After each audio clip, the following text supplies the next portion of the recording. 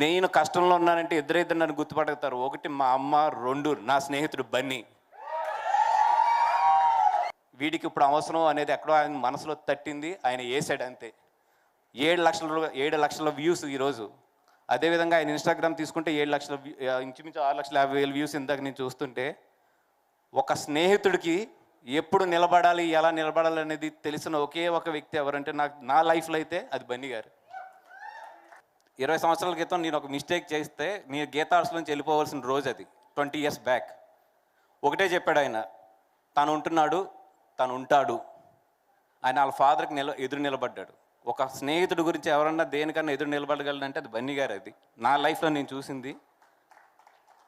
ఆ రోజు ఆయన కనుక నాకు నిలబడకపోయి ఉంటే ఆ రోజు, ఈరోజు బన్నీవాస్ అనేవాడు ఈ స్టేజ్ మీద ఉండేవాడు కాదు. తన లైఫ్లో ఏ ఫ్రెండ్ కన్నా సరే ఈడు పడుతున్నాడు అన్నప్పుడు మాత్రం పట్టుకునే క్యారెక్టర్ మాత్రం అతనికి ఉంది. 100%